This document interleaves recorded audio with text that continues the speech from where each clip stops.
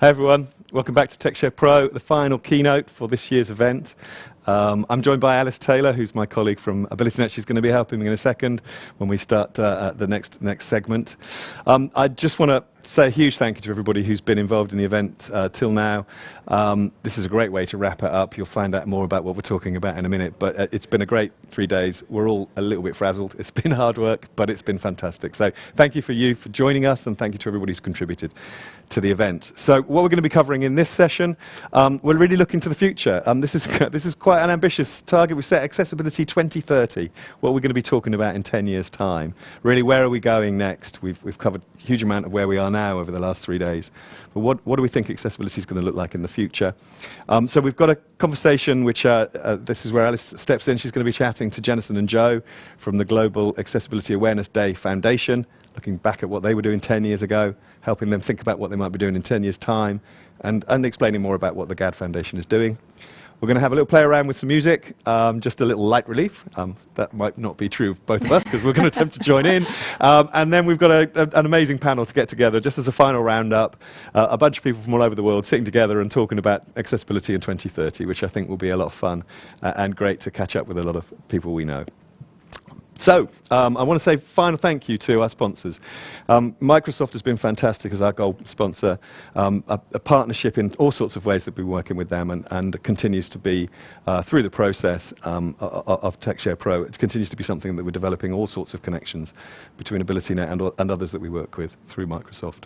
We've also Barclays, Google, Intuit, Meta, and Sony, who helped make this happen, and Attendable Business Disability Forum, Code Mantra, DAT Europe, Digit Music, IAAP, IT Pro, RNIB, Text Help, UK Association for Accessible Formats, and the Valuable 500. Hopefully you recognize those names because you've seen them pop up in some of the sessions that you've been in, and I want to say a huge thank you to all of those people for making this event as successful as it has been. So we're going to start looking ahead, but when we think about the impact that we're having in terms of TechShare Pro, and we've heard this a lot, is there's this groundswell of accessibility coming. We're part of a tide of change. But if you go back to sort of mark the time for lots of us involved in accessibility, that first Global Accessibility Awareness Day may be one of the first times we really saw lots of people talking about accessibility, coming out and putting it on a center stage. The first few years when there was small amounts happening, and now it's just exploded. So I'm really pleased to say that we have with us Jess and Joe, who are the co-founders of Global Accessibility Awareness Day. And we're going to be talking to you about where you've come from and where we're going. And Alice, in terms of our work as an accessibility specialist, this is just fantastic stuff, isn't it? This really is this is the beacon that's been out there, bringing us all forward. So over to you, Alice, to speak to these lovely fellas. Brilliant. Thanks very much, Mark. Hi, Joe and Jennison. Thank you very much for being here today. Absolutely. Thanks for having us. Could you both start by briefly introducing yourselves, please? So, Joe, would you like to start? Sure. So I'm Joe Devon. I'm co-founder of Global Accessibility Awareness Day. I'm also co-founder of Diamond, which is an accessible digital agency that builds software accessibly by default. And I'm also the chair of the brand new GAAD Foundation. Fantastic. Thanks so much, Joe. How about you, Jennison? Sure. I'm Jennison Asuncion. I'm co-founder by way of a tweet from Joe's blog back in 2011, so co-founder of Global Accessibility Awareness Day. And I'm vice chair of the GAAD Foundation, which we launched this past year for our 10th anniversary. Thanks very much, both. So, as Mark said, today is we're going to be talking about the future of accessibility and kind of where we're going, but could you briefly talk about where GAAD started and where it started? Joe, you should take this one. Sure. Sure. Well, what happened was my dad, who was really a genius, and he was in his mid-80s, he started to lose his vision and his hearing. And, he spoke 10 languages, was a concentration camp survivor, and dearly, was really a beloved person by everyone who knew him. And watching my dad loses ability to function in terms of being independent was very difficult. And in particular, there was a banking website that was inaccessible, and it would take him a day to get to the bank using a service called Access Paratransit. So to see my dad be unable to have a solution, I was a web developer, so I knew that the web should have been the solution, but because the banking website was inaccessible, my dad was unable to bank independently. So I got pretty upset, and I thought, you know what, I know that developers, they care if they knew that they should care, but they just were unaware of accessibility. So I wrote this blog post proposing that we create Global Accessibility Awareness Day. And then as I was writing it, I was like, oh, this thing could work. Like, if we work really hard, I've been doing these meetups in LA. I'll hit up all these other meetups and see if we can get other people to start to do events. And then I hit send on the blog post. I wasn't even smart enough to tweet it out, but WordPress has an auto tweet feature. As soon as I hit send, I was like, this is never going to work. But I hit send, the tweet went out, and then I'll let Jennison take it from here. Yeah, so it was like a random Saturday night in November of 2011, and I happened to be home. That's when I was living back in Toronto. For context, I had been before that, like through 2010, 29, trying to figure out ways to make accessibility a lot more approachable to the everyday designer developer. And I had attended something called Accessibility Camp DC back in 2009, which was a free-for-all. It was this really day-long event on accessibility, and people signed up for sessions and all kinds of stuff. And I said, this is brilliant. And so eventually I started one up in Toronto in 2011, and I was just always looking for other ways to get the word out about accessibility. And then I come upon this tweet from Joe, and I forget the actual words of the tweet, but it said something like, accessibility needs to go mainstream now. I think that was the title of the blog post, and I activated the link and read Joe's blog post, and I responded to him saying, hey, if you're serious about this, let's see if we can, first of all, let's see if we can schedule time for us to chat, because both of us were overly committed at the time, and probably still are now. But I think it took a few weeks, but we got together and we just started chatting. We realized we were both Canadian. Joe's from the place where I was born, Montreal, so we had that kinship already. But that was it. That's where we first met. And then we just decided, like, hey, well, what day do we want to do this on? And I think we said, like, let's start with May 9th. And we started there. We had to move it because of European holidays we didn't know anything about. But that first year, it was really a matter of Joe and I basically emailing friends of ours all over the place that we knew, and asking if they would get involved with this idea that neither of us thought would actually take off. And here we are 10 years later. And at this point, Joe and I kind of, we stand back and let people in different cities plan events and things like that. We promote them. We get involved in some of them where we can, and it just, neither of us can believe that GAAD has come through as everything it has, and including through the last year through the pandemic, where we weren't sure if events would happen. But yeah, that's the short version. Yeah, and I will say you're bringing me back a bit, Jennison, and you know, it's funny, I don't know if others feel the same way, but when I was coding, if I look at code 6 months later, I'd be like, who wrote that horrible piece of code? Or look at an email or anything you've written.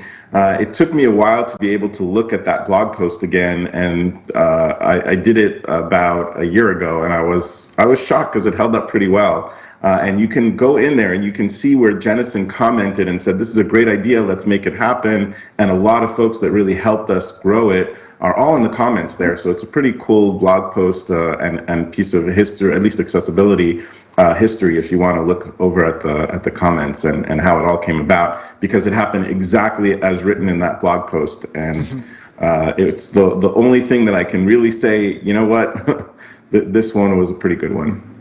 Yeah, I was going to say, you're absolutely right. It's a real piece of history, isn't it, that blog post? But we've seen such a growth in events in the last few years, and kind of, have you seen the change in, you said it was for originally designers and developers, but is it designers and developers that are organising the events, and who's attending the events?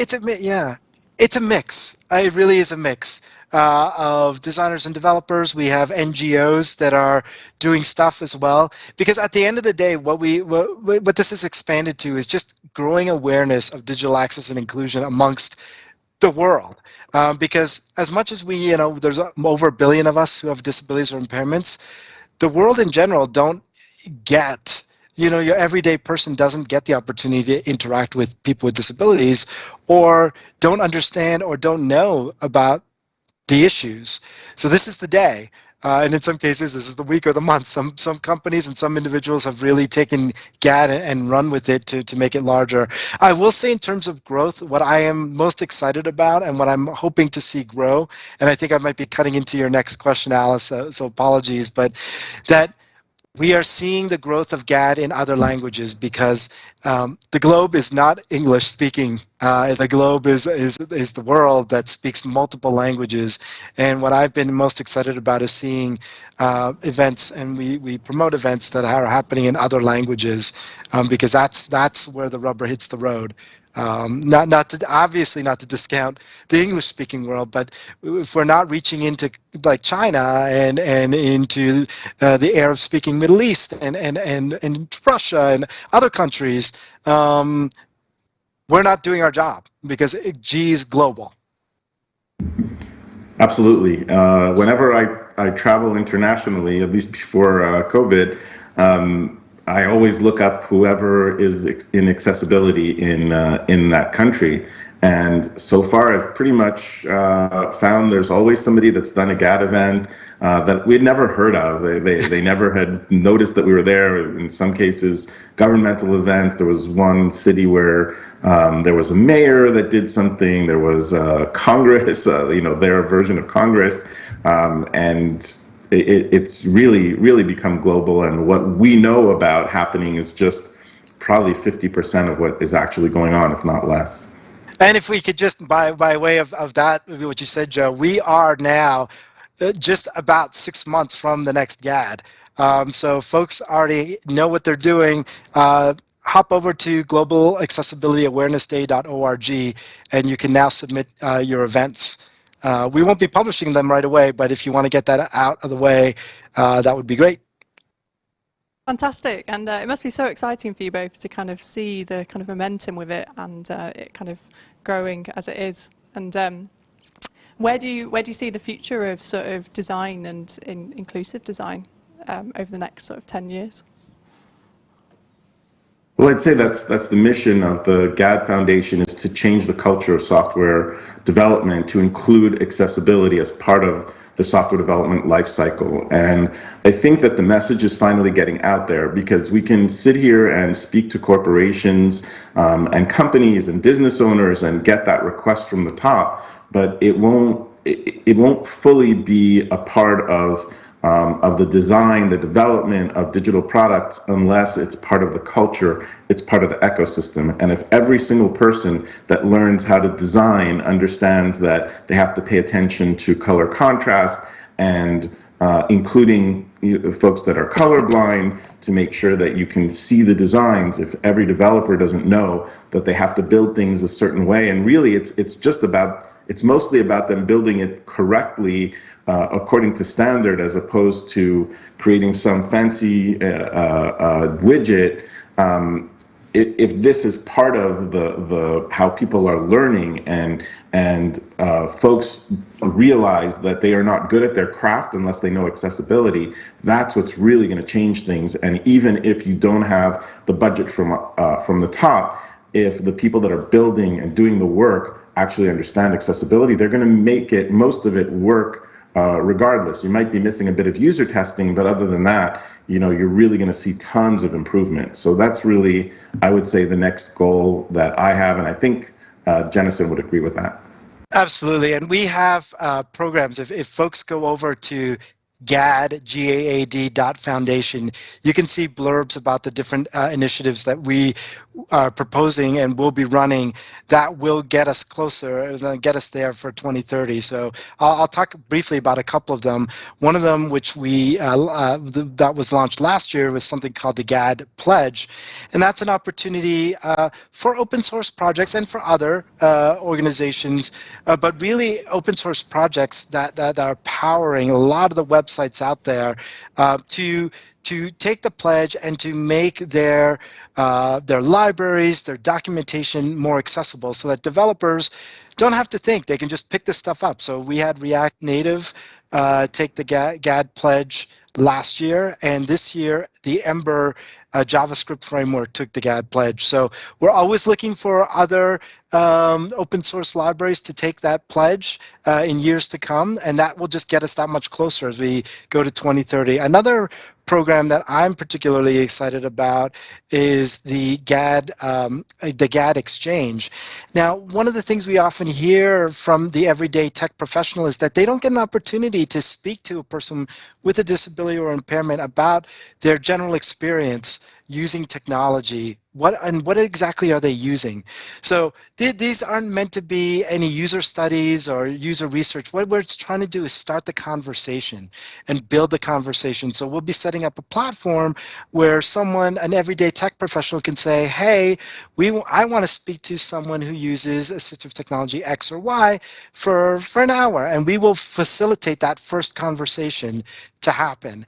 And in that way, we're opening up the conversation between the end users with disabilities or impairments and the everyday tech professionals. Where they take that relationship from there, is that their business?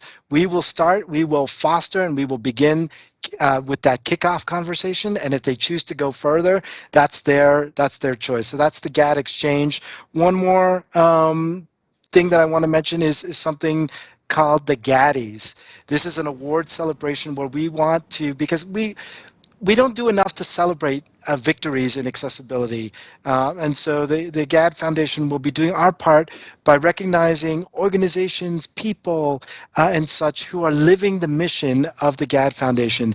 And if I could just add to what Joe said, Joe mentioned, we want to make the culture of the software development cycle, make accessibility, include accessibility. It really is the product development life cycle. So that includes design.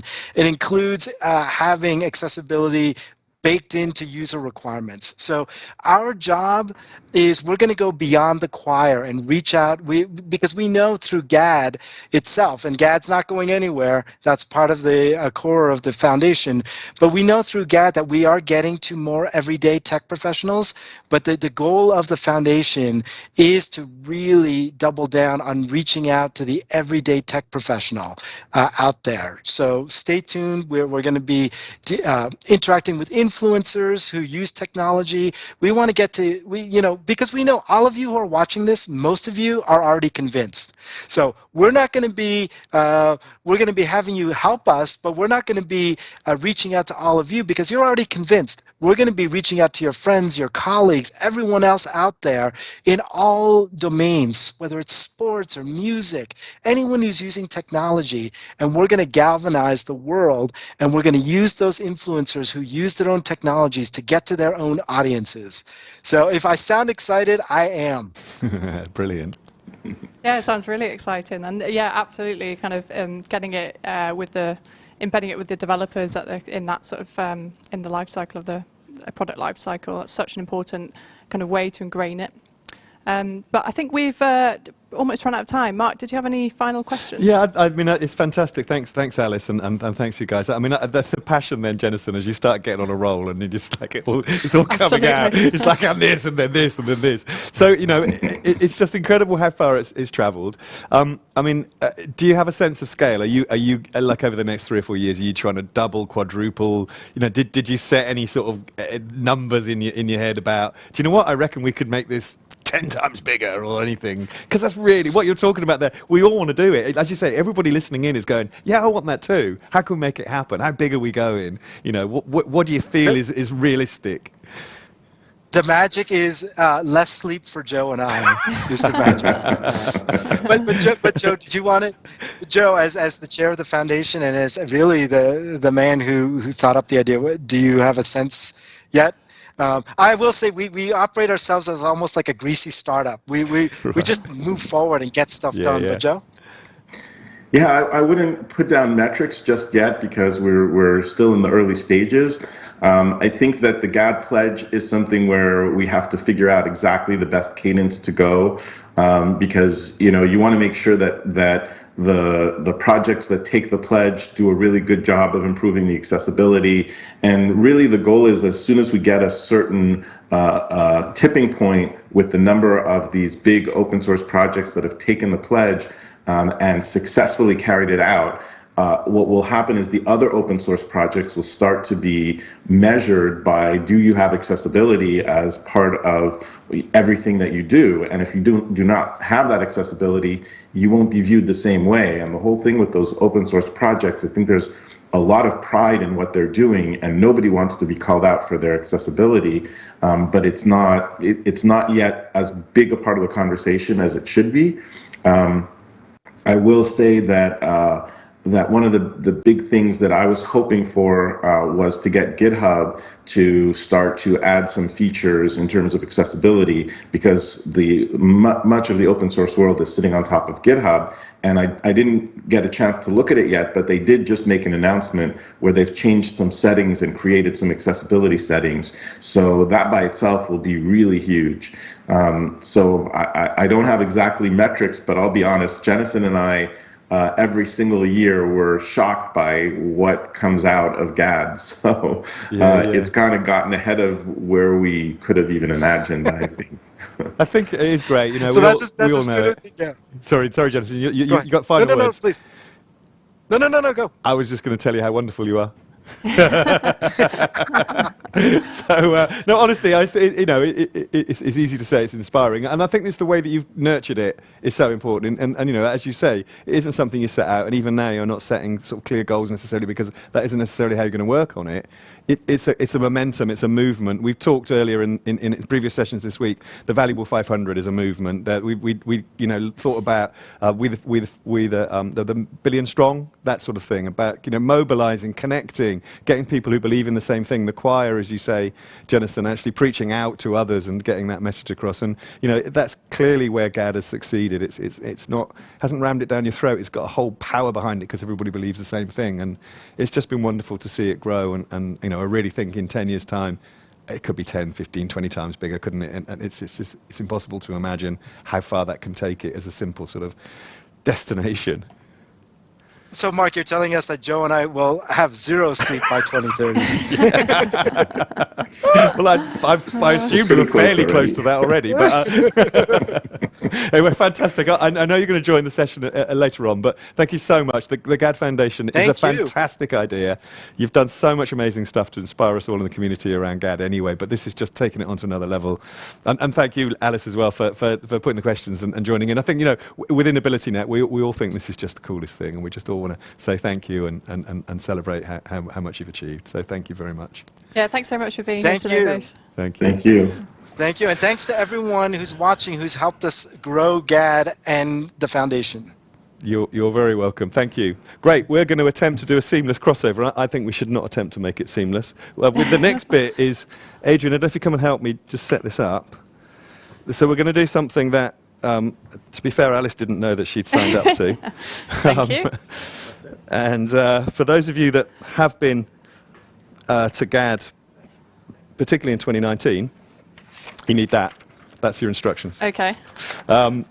You may have been at GAAD in Google when we had an amazing performance by Digit Music.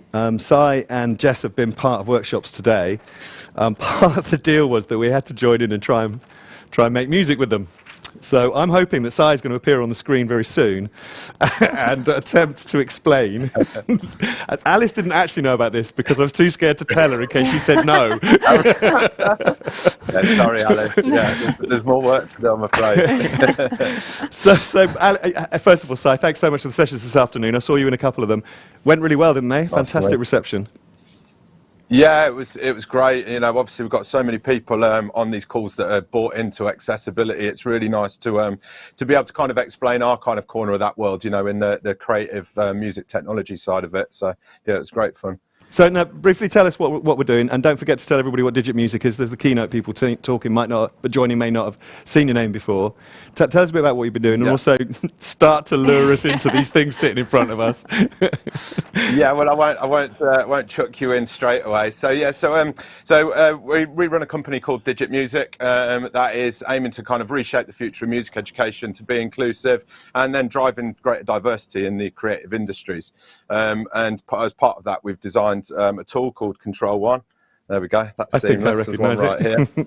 Yeah. You mean this one? Yeah. So this is a joystick with a number of buttons on it. So there's 8 buttons and a joystick, and you're able to drive a kind of musical experience using the joystick. So each of the directions plays a different note. And then, dependent how you have the buttons arrayed, Top tip, you can put your then foot also on the tripod play before you start chords, pulling. etc. Oh, okay. Sorry, Si. Yeah, so what I can do, Mark, is quickly kind of take you through it. So I'll do a little bit of an explanation of what's in front of you, and then we're seamlessly going to play a piece of music together, and we'll see where we get to. So as I mentioned, you've got a joystick here with 8 directions. For those of you that know anything about music, it's kind of, you know, in a Western scale, you've got 12 notes in an octave, and generally 8 of those are used to kind of form what becomes your scale. So the 8 directions here allow you to have what's called open tunes, an open tune setup. So each of the notes here is correct in the scale. So I can play these for you. So hopefully you're hearing that okay. So if I have to go backwards like this, otherwise I'll get the playing wrong. You guys are off the hook for just a moment. I'll give you a quick overview first. So each of the directions plays a note. So we can play an octave there. We can play some chords if we want. What are you doing there to play the chord then? You changed the button on the bottom. Right, okay, so let's go through these parts then. So if you guys both push forwards on your controllers, you should play one note. Oh, there we go. One of you's got the arpeggiator on. Perfect. Hold on 1 second. What, your end or our end? And then, yeah. No, it's all right. I can fix it here. I've got a link to the computer there. There we go. We both got them on. That's all right. I've got it all right here. There we go, perfect. So you should just play one note now. Perfect. And then what you can do to turn the chords on, so it's button number 4 will play the chords. So you've got the 2 red buttons at the top, and it's the rightmost hold it up so we can see it on the screen. Hold it up so we see which one is it? So, right, that one, okay. Yeah. This button Yeah, here. so it's gone blue. Yeah. So, Yeah. there we go. Yeah, that's it. And you should be able to play a chord now. Yeah. There we go. So what that's doing is allowing you to play 3 notes at once, which again, for us, it was about kind of lowering the barrier really to starting music, so that you can still play to kind of virtuoso level at the top. But if you've got reduced dexterity, or you've not had the chance to go and kind of study music theory, you can start to get involved in playing music. Now, obviously, there's always going to be a little bit of a time lag here. So what I'll probably do is explain how we're going to do this and give you a short example, and then we'll hand it over to you, because what we wanted to do was play the first few notes from a piece of music called Pachelbel's Bell's Canon, which is a relatively well-known piece of music. So I will just play that now so you can hear it. We should have played Name That Tune, really, Si. You should have just let people guess. Oh, right. You should have left it, honestly. I think that's set the bar far too high already. Has it? Yeah, apologies. Or it's helped out, you know. So I'll just play the first few notes.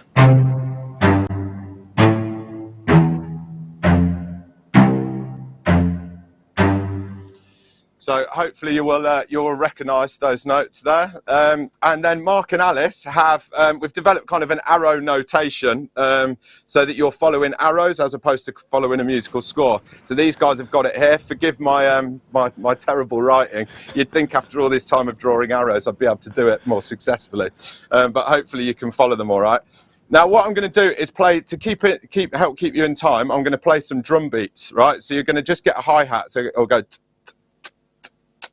Okay, and you'll notice on there you've got 1, 2, 3, and 4. So what you do is you play a note on the 1. So you'll play 1, 2, 3, 4. 1, 2, 3, 4.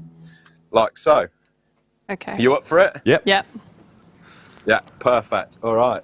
So if We can I do hit this. play here, then you guys can start as soon as you're ready. Ready, Once the we're music ready. starts, I won't be able to count you in because don't I wait, think it's not there gonna is a help. bit of a lag, so I'll be putting you off. Okay.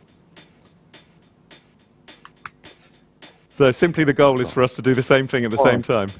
2, 3. Yeah, that's it. 4. That's so it. 1, 2, 3, 4, 5, 6, 7, 8. 1, 2. Okay. And if we've got one of you has the chord on, I think. 6. Yeah, I do. Do I turn it off? Yeah. If you want to turn the chords off for this one, sorry, that's my bad tutoring there. Right. Yeah. Oh. Ready? Yeah. Ready? Go for it. Again. Okay. 2, 3, 4, 5, 6, 7, 8. 1, 2, 3, 4, 5, 6, 7, 8. 1. Hey, I think that was pretty good, guys. Not bad. I think that was all right. We must be getting very close to having Jess do her turn soon. We must be. I'm starting to sweat now. I want to hear what Jess does. One of the things you haven't mentioned, Si, sorry, just say, the other point you forgot to point out, this is all driven by something that is a wheelchair controller, isn't it? I mean, that's a significant feature of this particular device sitting in front of me, isn't it? That was how this started life. Yeah, the very first prototypes, we actually took a wheelchair joystick and pulled the insides of it out and put our own sort of controllers in there. It was for the ergonomics, really. Like it was, again, if somebody uses a wheelchair to move around the world and they use a wheelchair joystick to drive that, they've got familiarity, they've got muscle memory there, and it's a tool that they use all day, every day. So we felt it was kind of on us to make that a musical device. And I've always been very interested in playing live electronic music using controllers, and this is now definitely part of my kit. So when we go out and do gigs, this will be coming with me. Cool. And I think Jess is going to give us a demonstration. You know, those of us who were there will remember that thing. I don't think we can have the impact that we had then. Genuinely, that blew everybody away, didn't it? At Google with the screen and things. But Jess, this is actually music that Jess has composed herself. Yes, it is. So I'll do the intro because Jess is all sort of set up here. So this is a piece that Jess has written. It's called Time Stood Still. It's just been signed by a label, so it's going to be coming out with a music video, etc. You guys don't have to play along with this. You're off the hook now. You can just listen and enjoy. And I'm off the hook as well because it's Jess that's got to do the hard work now. So I'm going to pass you over to her, and this is Time Stood Still. And it will be out in all major record stores at some point next year, I believe. Fantastic. So I'll just hand over. Thanks very much.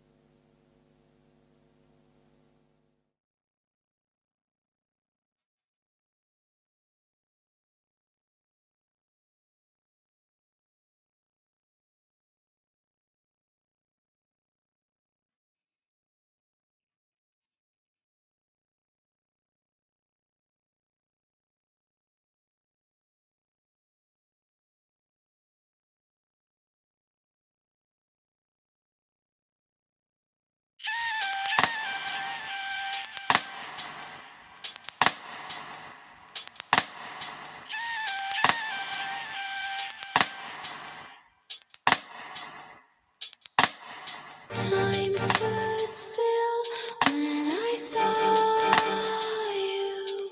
I saw you. I saw you. Time stood still when I saw you. I saw you. I saw you.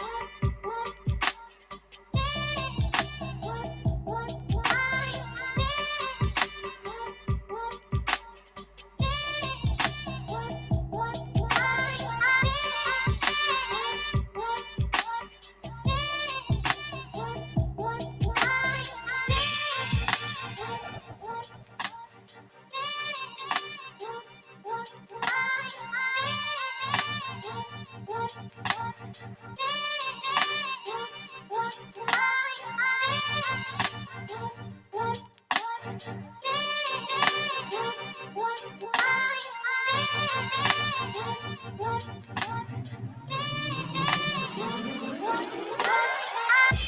stood still when I saw you. I saw you. I saw you. Time stood still when I saw you. I saw you. I saw you.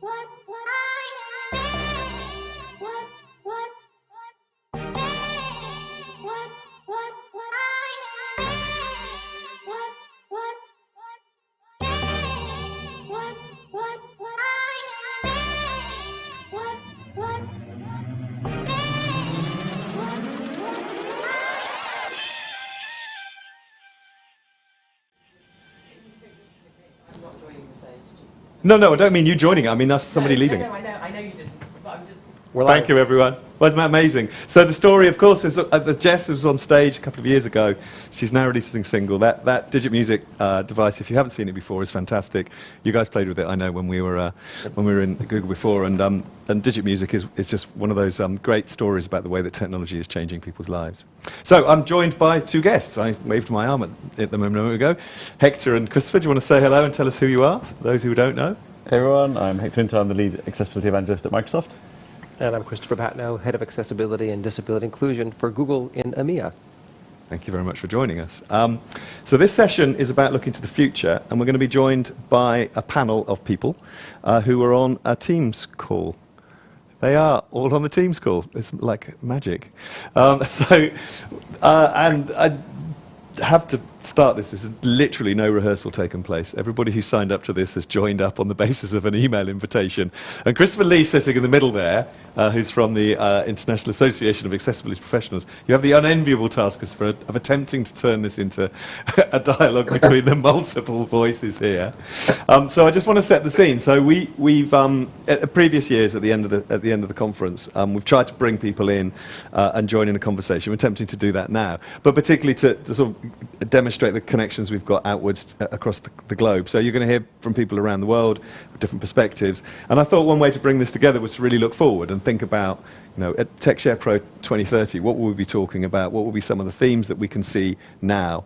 And to lean on the community, really, and think about some of the big stuff that's happening around us and where we might be heading. So hopefully you got that brief fairly clearly, Christopher, and you can take us off. So nice to see you again. How are you doing?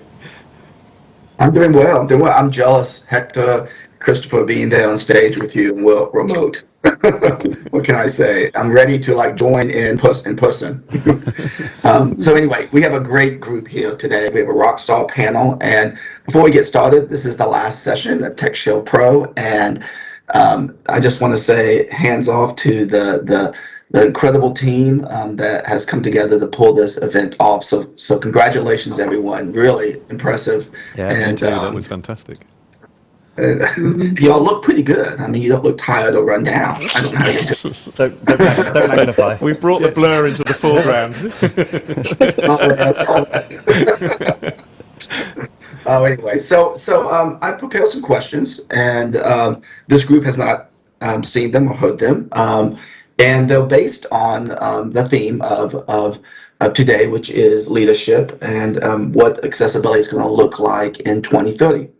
And it's a fascinating topic. And throughout the few days, this last 3 days, we've had some key themes that have gone on. And so my questions are wrapped around those themes.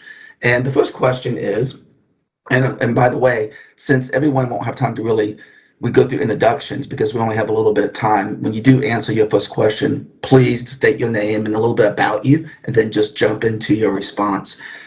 So what do you envision accessibility looking like in 2030? Specifically, what major areas of advancements will we experience?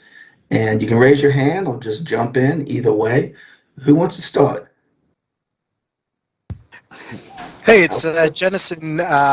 I am vice chair of the GAAD Foundation. I'm going to hop in first because I'm going to have to drop off, unfortunately. Okay. In 2030, one of the organizations I'm involved with and passionate about is Teach Access here in the United States. And by 2030, we have a mission to have 1 million college students have at least been exposed to accessibility in their computer science, engineering, design, or related curriculum I don't understand courses. why Susanna's on there. And why that will make a huge difference is, you know, by 2030 we won't have this pool of people coming into companies that don't know anything about accessibility, and we're hoping through that we will advance. You know, this is not a technological advancement. This is a people and knowledge gap that we're going to be closing by 2030. So that's what we're looking to, and that's what I'm excited about. That's exciting, Jensen. And this is Christopher. Are you going international with this? Is it going to stay in the U.S., or do you have plans to move this beyond the States? That is a question to bring to the leadership of Teach Access. So if people are interested, you should email info@teachaccess.org and make it known that you are interested, if you're not in America, in finding ways to get involved with this. Because obviously getting students at colleges and universities who are studying in these disciplines outside of America is going to be key to making this work. So pop an email to info@teachaccess.org so that we can act on that. That's great. The first action item we have for today. Everyone heard that. Jennison gave us an action item. It's awesome. Thank you, Jennison. Who else do we have that wants to answer the question? The question again, what do you envision accessibility looking like in 2030, specifically advancements? Okay. Oh, yes, Robin. Hey, Robin here, Robin Christopherson, Head of Digital Inclusion at AbilityNet. Brilliant conference, guys. For me, I think AI has to play a central role, and we're already seeing it playing a really important part in the built-in OS features. You know, on your smartphone, it can now give a really brilliant summary of unlabeled images, for example, buttons where the underlying code isn't reflected in the button label, etc. That can be pulled out and surfaced for people with a different impairment. I can't see myself, for example. So I think AI is going to play a massive part. And with the advent of smart speakers and virtual assistants, we're well and truly in the age of what I would call ambient computing. So for me, the three ages of technology so far have been the personal computer, then the smartphone, and then the next is kind of ambient computing, where you just talk to the air or you make gestures, and you don't even necessarily need to know where the device is that's responding to you, or the cameras or the sensors or whatever it might be, and you will be able to do useful things, whether that's getting information that you need, accessing services, or the built-in smarts of appliances around your home or in the office. We've already got today a specialist device which clips to your glasses that will read out text to you, etc. Just by pointing at the page. That's the kind of gesture that triggers the scanning and the reading back of the page. That also exists in apps on smartphones, etc., without the finger pointing. But these are all kind of coming together. And I think that we will see more and more of these amazing AI smarts being built into mainstream devices, and also white goods and things like that. So, as a blind person, okay, I might not be able to use the touch screen. Everything's got touch screens these days, and that for a while was scary. But then, you've got apps. You can control those devices by apps. If they have compatibility with smart speakers, then you can ask, the A lady to, not going to say her name, to set the dishwasher on Eco Wash or whatever it might be. But I think in the future, with more and more sensors, you'll just be able to point at things and, they'll get the inference, or you'll be able to do gestures that are pre-programmed to you, because it should all be about personalization and what is right for you. And, Microsoft and Google are definitely leading the way here, and also embracing more extreme needs of people. I'm thinking of Project Euphonia, for example, that Chris has championed, where, you can still be part of a kind of a voice-first platform, even though your speech might be non-standard and even really hard for other people to understand sometimes. Great, thank you. Thank you, Robin. That's Christopher Goff. You want to go next? Sorry, was that me? Is it? Yes. Yeah. Hi. So Gareth Ford-Williams, quick about me, left the BBC quite recently after running accessibility there for 16 years, and now director of Abily.com, co-organizer of Champions of Accessibility Network, and one of the small gang called the Readability Group. There's so much that's been covered already. I think it's quite extraordinary. But I think there's a few things that I see, that are really kind of very, very interesting to me personally, and I would love to see these develop. I want to, over the years, I want to hear less about compliance and auditing. I want to hear more about designed, inclusive user experiences and personalization. So moving it from the drivers becoming the fact that, this is just about audiences. This is just about people. This is not about legal requirements. It's just, it moves into culture in a much more meaningful way, mainstream sort of corporate culture in that way.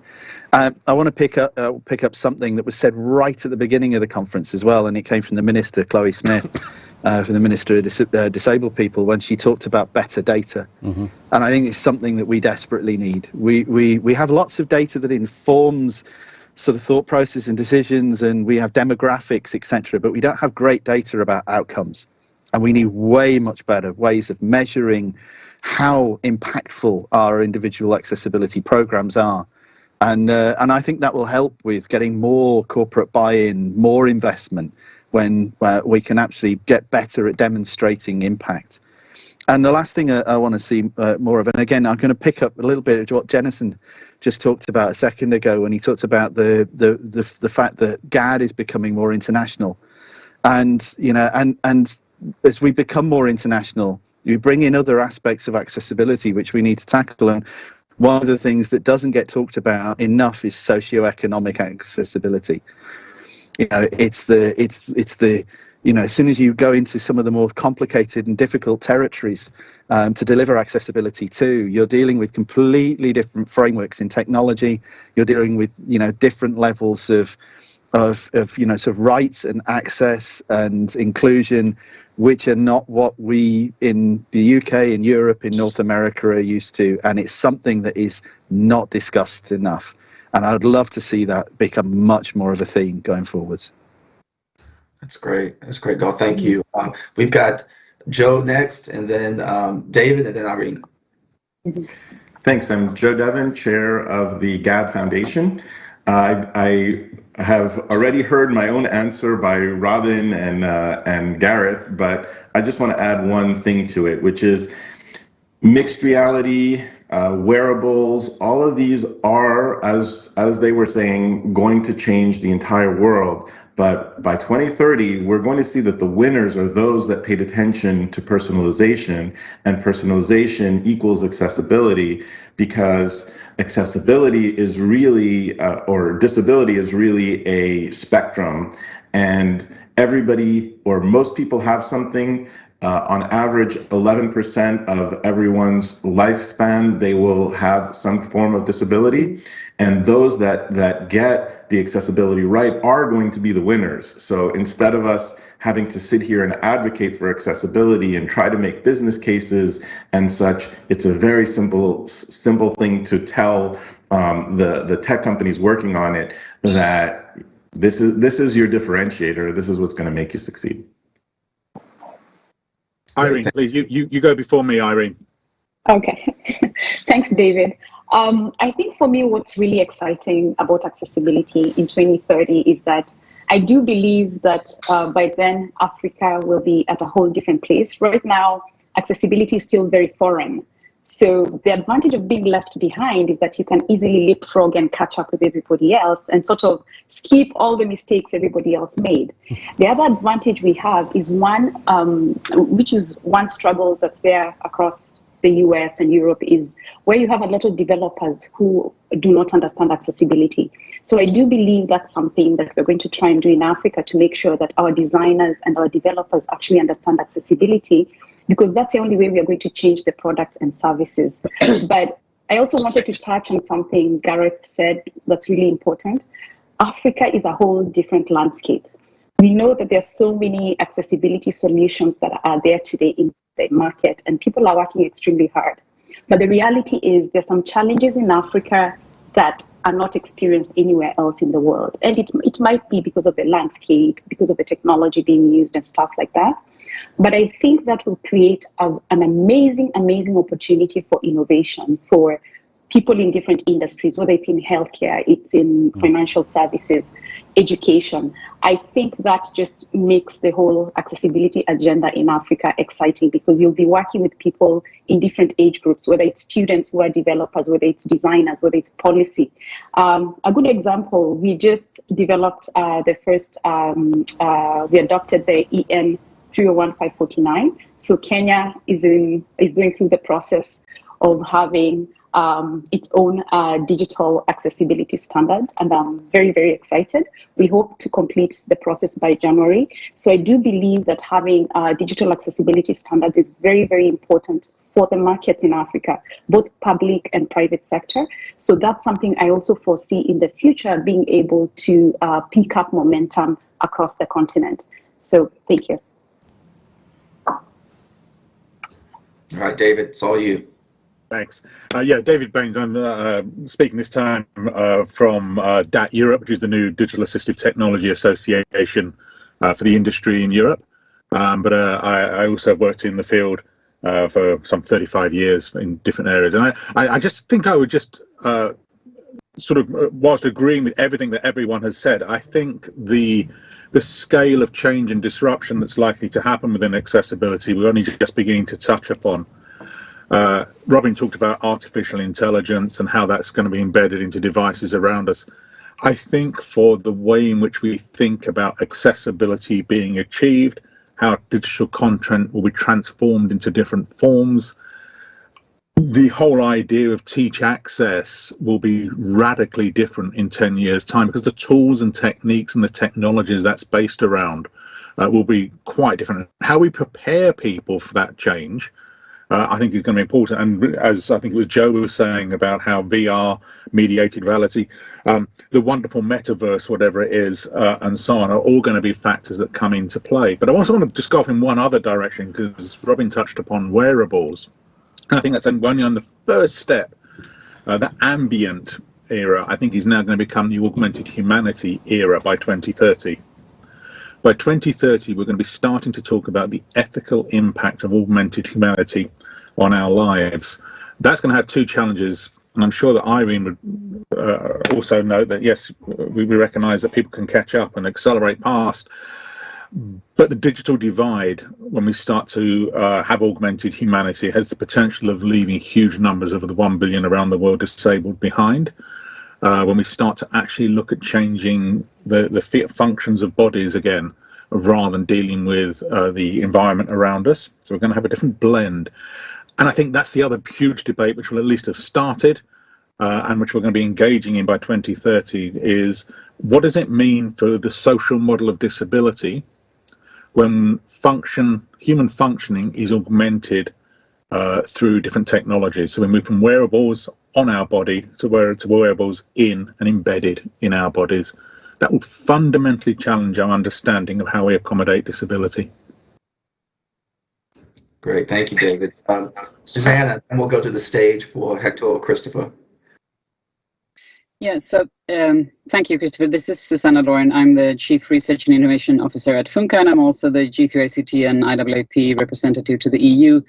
That is today's longest title. I stop here. But I just wanted to, people are responding to your question a little differently. What do we like to see and what do we believe is going to happen? And I don't really think anyone else will know what is going to happen with technology in 2030 because, I mean, so far none of us have been really right and it goes really fast.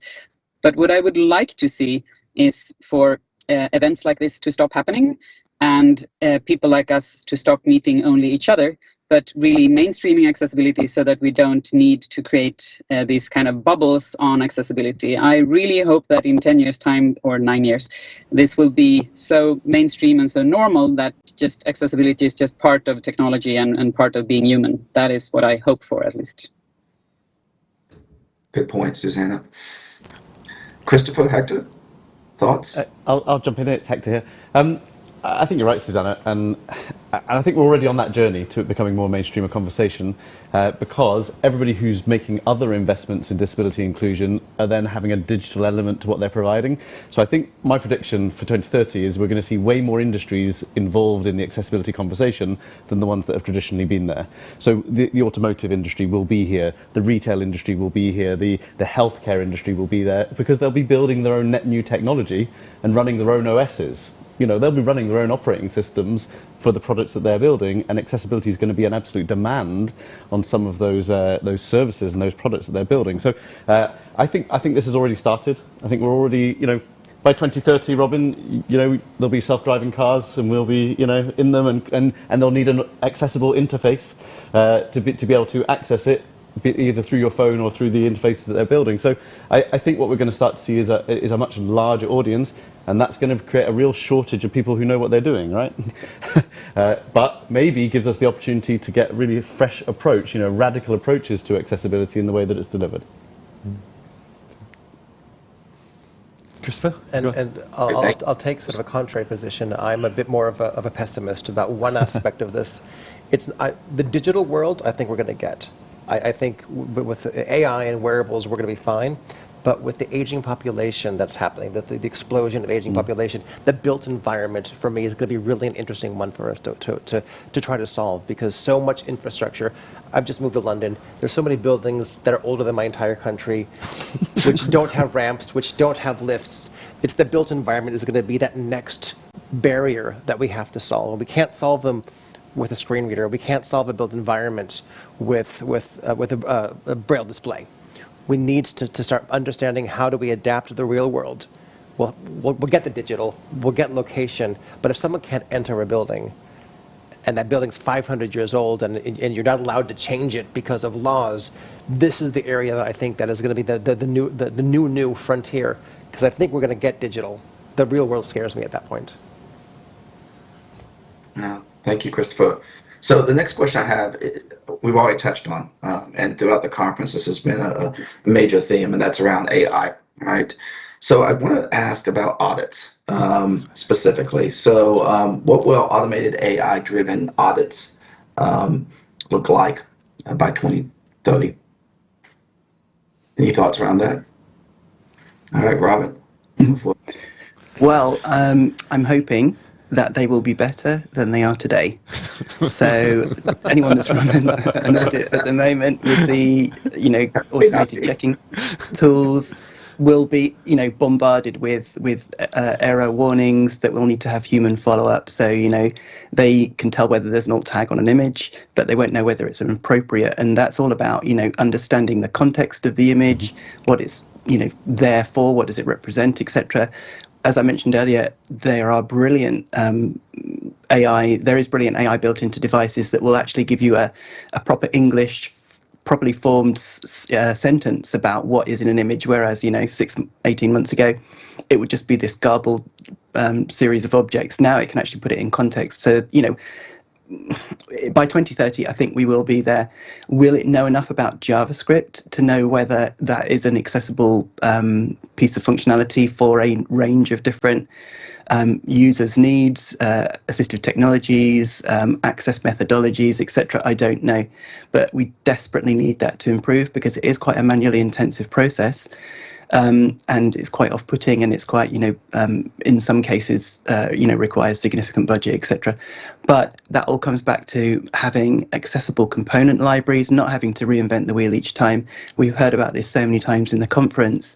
If you have the right building blocks and the right day-to-day processes in place and the right support within an organization, big or small, then you can create stuff, you can get stuff that's born accessible, as Larry says.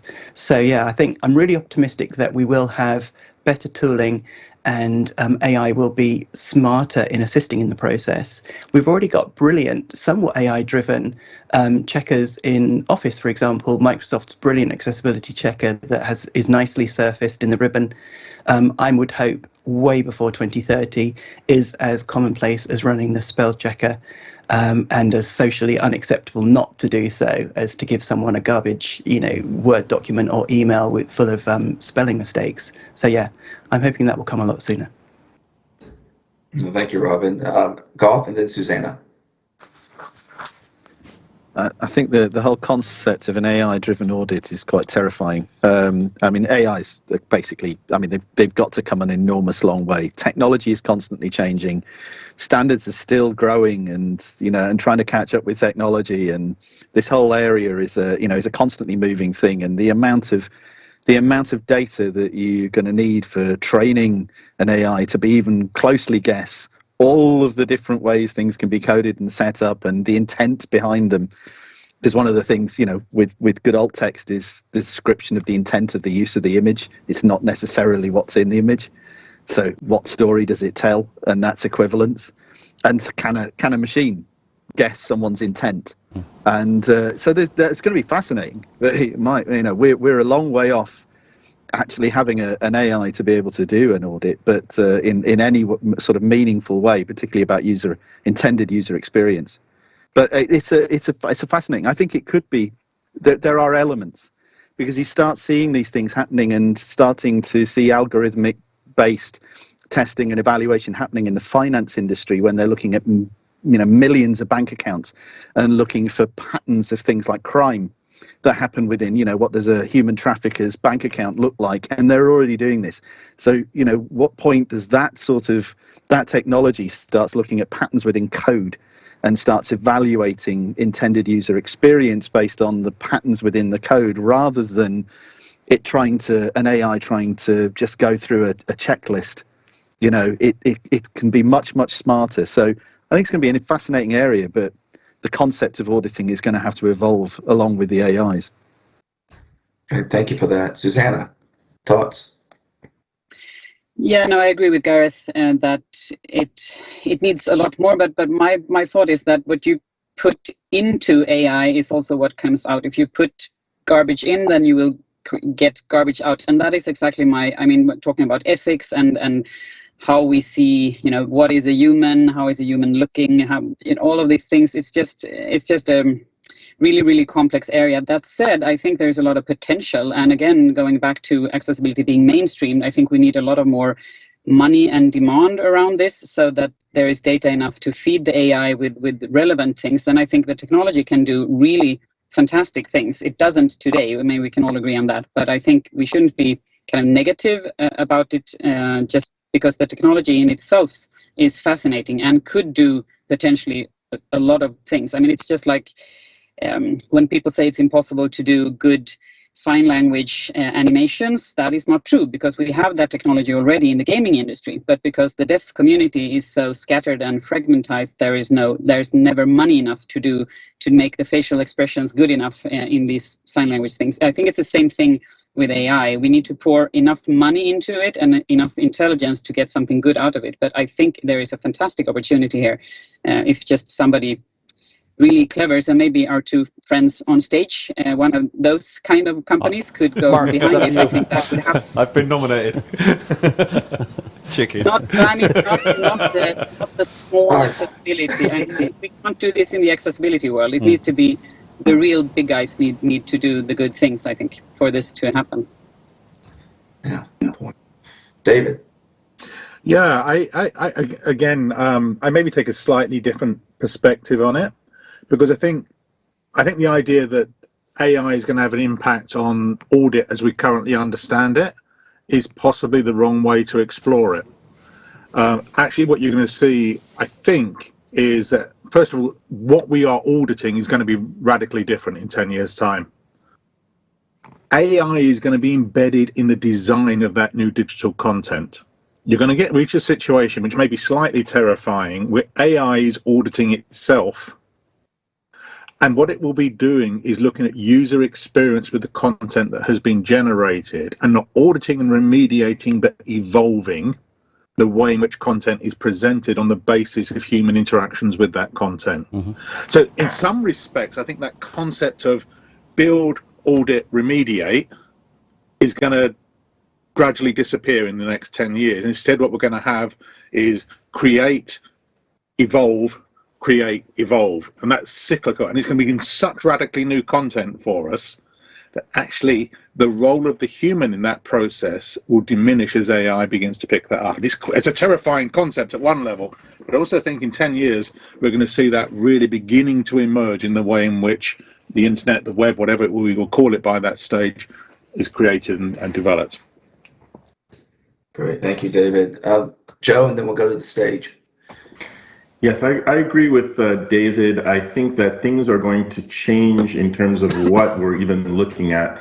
And as a result of that, even before you get to the audit, I think a lot of the tooling on creating this technology is going to look different. And therefore, the audit will look different and things will improve. And I will say to Susanna's point about the big tech players doing more innovation, I can't talk details, but I'm very happy to see that there are some really big changes coming that are super interesting, and aspects of accessibility will improve as a result of it. So I think that I was really happy to see that some of these big players are coming in a bold way and saying they want to innovate in terms of accessibility in a lot of fields where things have stagnated. So I wish I could tell you more, but it's just watch this space. Maybe we can learn a little bit more from Hector. Or Watch their faces. Which one cracks first? They don't know. I don't know. I would make a quick comment about one of the other roles that AI is definitely going to play, which is in the sort of revealing the assistive technology people will benefit from a user perspective. And David, you touched on it a little bit. It's like in the future, your technology will know that you're magnifying stuff and then look to augment your experience further. Yeah, it will start to kind of recognize that the way you use your technology requires it to adapt around you. So rather than you finding the setting will find you. Yeah, and I think we're already starting to see that with with some of like things like the accessibility checker, right? You request inclusive content, the person on the other end is told you need inclusive content. The designers are starting to design these discoverability features into the experience. I think some of that will go away from you having to press a switch to turn it on to actually just adapting around you. Yep. So I think that's the other role that AI will play, is that the human experience with technology will be personalized automatically. Yeah, and building off on top of what... Oh, Irene, please. You're on mute? That AI will sort that, by the way. By 2030, I promise. A promise. We've got a promise from the stage. Yeah. So this is a very interesting conversation, and it's great to see how we all have different perspectives, and part of it is based on experience or where you are. And I'm thinking, with all the positive stuff that's going to come in with AI, can we also think about the biases that come with AI, especially for people of color or race? When I think of Africa, everyone there is almost black. So when you have an image that's described in a different way from what it really is, does that pass an accessibility audit? Because, so there's a lot to also think about some of the biases that come with this and how they'll affect testing, accessibility testing, and all that stuff. Yeah. So. Christopher? Yeah, so to Irene's point, I think this is the really interesting and to what David said, the horrifying part. AI designed without it being fully inclusive will always give you the wrong results. So for me, the hope is that by broadening the concept of what it means to develop an AI, the data sources have to be inclusive and deep and rich, or else we're not going to have the solutions Forget auditing. We're not going to build the right tools. And so this is, for me, the interesting thing. I don't want to think about auditing. If we're auditing, we're failing. It's the innovation that will create the opportunity for the interaction, and the interaction will be adapted based off who you are. Robin talked about Project Euphonia, coming from Google. This is a technology that helps people with non-standard speech actually engage with assistance. Last week, Google released a beta thing for a thing called Project Relate, which helps people in English with non-typical speech patterns be able to have it understand them. It can even repeat words for you. You can speak into it, and it'll transcribe with a self-individualized voice model. So I have my voice model. It always understands what I say, as much as any AI always understands anything. It'll provide a really positive experience. It can do things for you. It allows you to communicate with people who may not be able to understand you and interact with your technology. This is happening today. But it's happening today for English. In 2030, I want it to happen for a French-speaking in Cameroon with aphasia. That's the world we need to build. That's the world we need to build, where you're taking a technology, you're evolving their technology to take into the needs of people with disabilities, but also the needs of people in emerging markets. Because right now, they're not at the table. And this is why I'm so excited to work with Irene as much as we do, so we can try to build these things together. And can I say something?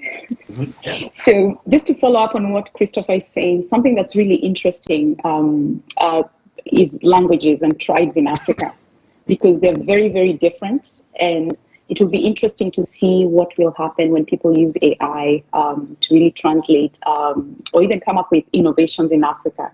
Because bottom line is, what we currently have in the market, most of it cannot pass in Africa. So it will be interesting to see the different accents, and we may both be speaking one tribe, but in a very different way. So it will be very interesting to see what type of innovations will come out of that. Great, thank you. Garth and then David. I'm just going to go back to what Susanna said earlier about garbage in and garbage out, because none of this is going to be possible without better data. One of the things that kind of got me this year was that it was the first time one of the big quant research platform providers, and there are many of them, it's the first time one of them has actually decided to take accessibility really, really seriously and have an accessibility program. And I was sat there thinking, how many hundreds of thousands of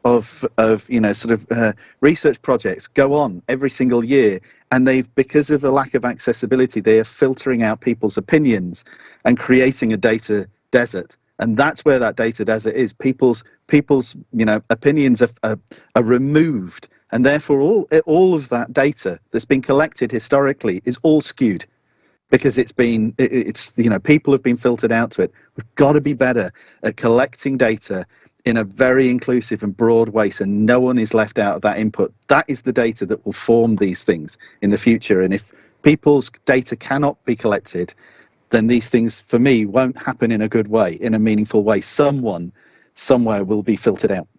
And that's the bit that kind of fascinates me all. It all boils down to data collection. David? Yeah, and I want to come back to Chris's point about physical and built environment, and actually tie that in with what Garth just said. So in the town where I live, robots trundle up and down our streets every day. We have delivery robots commercially available to deliver food and other goods up and down. Now, what are we getting out of that? Is actually we're getting deliveries. Okay, so we've got these robots, but we're also potentially getting data. Huge amounts of data about the accessibility of the routes for wheeled vehicles on the sidewalks. What are the problems with crossing roads? Where do you cross? What's the limited obstacles? What's the crowded areas where a wheelchair might find it difficult? That data potentially is there in real time every minute of the day. So as that concept of things like robotic delivery takes root in more and more places, we're going to have huge amounts of data around the built environment. Around the idea of smart cities and so on, which we can begin to build upon. No, it won't deal quite with that problem getting into the it won't deal with the issue of getting into the building, as Chris said. But what it will begin to do is, for the first time, giving us huge amounts of real-time data about the accessibility of getting between buildings. And I think we need to start being really creative with the other innovations that are happening around technology and using the data that can generate in new and imaginative ways. And I think that could be quite exciting for us for the future. Great. Thank you, David. So the next question focuses on interfaces, innovation. So, if you were just to think ahead, just, this 2030 concept that we're moving with, what new interfaces, innovations will be launched? Will it be focused on more in the areas of cars, accessible cars, personal transportation, and we talked a little bit about robots already. Any thoughts around that? You can think big here. Robin? Yeah, sorry, I always seem to go first. Apologies. It's already been mentioned about autonomous vehicles, and I'm hoping that they will be there by 2030. I think that the idea of private ownership of cars will just be an anathema, really. It'll just not make any sense at all. It'll be anachronistic. Cars are sitting there 95% of the time, not being driven and just taking up space and depreciating. So, if cars are 100% utilized, that means, in theory, there'll only be a 20th of them on the roads. So maybe it'll be a lot less congested, etc., because of all the cars parking on the edges of streets, etc. So for me, and it's already been touched upon, as a blind person, will I be left behind in this? Will the interfaces be accessible for me? They absolutely will be, because these need to be used by people who can't be assumed to be responsible. A mother might want to send their children off to school. The children need to be assisted on that process. They need to be, given the right UI, the right interface for them, and supported through that process. Similarly, if somebody wants to hail whatever equivalent of an Uber is in 2030, they need to be able to get home after a night out where they aren't necessarily completely able to manage a complicated UI process. And so there will be options, there will be alternatives, there will be the way that you as a person who needs to have a particular set of prompts, a particular interface in ordering that taxi, or being informed about the progress of your journey, etc., as you go along. So I think I am really confident. I know I'm a optimist by natural optimist really, but I am very confident that it won't be left behind, and I just hope it doesn't take till 2030. And just one other point about kind of interfaces, and to David's point about how, I love that idea of the augmented humanity by 2030 as being the next phase. And, I'm again very hopeful and optimistic that a lot of these embedded technologies will help overcome impairments. But just to Christopher's point, we are an aging population, and there is, the prevalence of disability is increasing. So it's absolutely going to help those people. But if we're not careful, all of these conveniences, just being able to talk to the air, being able to have things, hoover your house without having to push anything around, who knows what it'll be in 2030, pick up a piece of paper for you or something. We don't want to end up in a kind of a WALL-E situation where what would otherwise be a more able-bodied society is actually disabled because there are so many conveniences around them that they're not actually doing things for themselves. There's a brilliant YouTuber called The Bioneer. He's a bodybuilder, but his main philosophy is do it for yourself. Don't use conveniences. Put things on a high shelf so that you have to stretch up. Crawl around on the floor. Do whatever it is you need to do to be able to push the envelope and stay agile. So as a result, I've been doing lots of crazy things around the house just because I can. And, that is hopefully going to make me a little bit more agile. I'm hoping I've already got my disability quotient for at least several decades to come. We'll see. There's a YouTube channel just there on Robin doing his homework. His home house. Housework with Christopherson. Joe, how about you? Thoughts? Well, I was going to share a thought, but first I have to say, Robin, I love what you ended with there, because we are getting, including myself, very lazy. Everything is being brought to us. We don't have to lift a finger to do almost anything, and I think that we're losing a lot of grit as a result of it, and grit is important for character. And I would love to check out that video. You said Bioneer? Yep, The Bioneer, one word. Okay. Absolutely. I'll look that up. Thank you. And in terms of new interfaces, I think brain-computer interfaces, BCIs, they're definitely coming. They're going to change everything.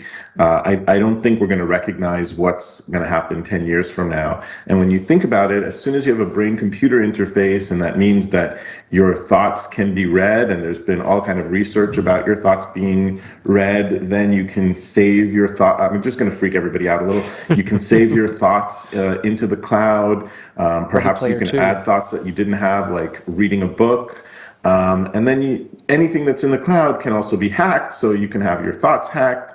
And I'll add one other thing, and it's a bit from left field, but when you think about it, in terms of life extension, and this also relates to disabilities, we've created, for example, a limb the first time around. We have the DNA, we have the coding that created the limb. And as we figure things out, we can do limb regeneration. We can figure out aging. So, for example, when you have a scar, the scar tissue is made out of different material than the first time around that your skin was created. So as we decode these things, we will be able to create some freaky new human beings that maybe don't age, or maybe you pick your age, right? But the one thing that you cannot do in terms of life extension is the capacity of your brain. As I'm getting older, I'm remembering less things. Time looks a little bit different. And when you can put that into the cloud, suddenly you can extend your life, because that expands the ability of your brain to remember things. But again, the downside is the hacking. So we have lots of interesting things coming ahead. And you'd be surprised at if you haven't already read into this, how far the technology is today. So for the good and the bad, look forward to some really new, interesting interfaces. If I can just piggyback on top of that, there's a really interesting book that was released last year called Ready Player 2.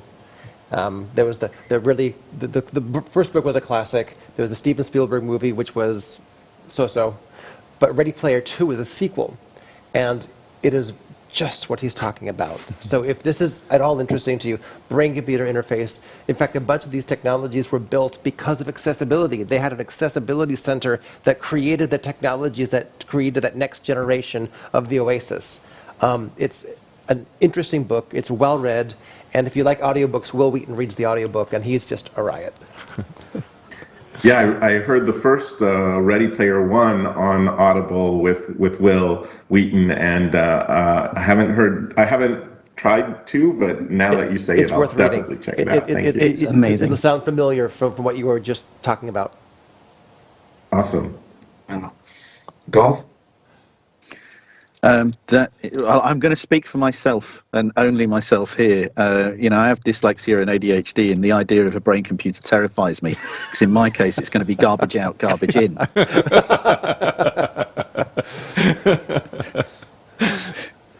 And then he goes back on mute. I love that. Let's look at Back on mute. He left his hand up, though. So. That was it. That was it. Bye. Bye. I'm available for weddings and bar mitzvahs. We only have a... Can I just make a quick point, Christopher? I think we're running a long way ahead in a world where people with lower than functional literacy still don't manage text interfaces, in a world where technology can read to us. So I think we've got to widen our scope of accessibility to lower than functional literacy, to people who don't speak the native language of the country they live in. We still live in a world where people just don't have zero knowledge that these mainstream technologies exist, and yet we're jumping straight to brain interface. So it's like, I would love us to focus on the knowledge piece, the mainstream knowledge piece of what technology can do to support people who are excluded from the job market, have a lower lower functioning educational experience because no one told them a button existed or an app existed.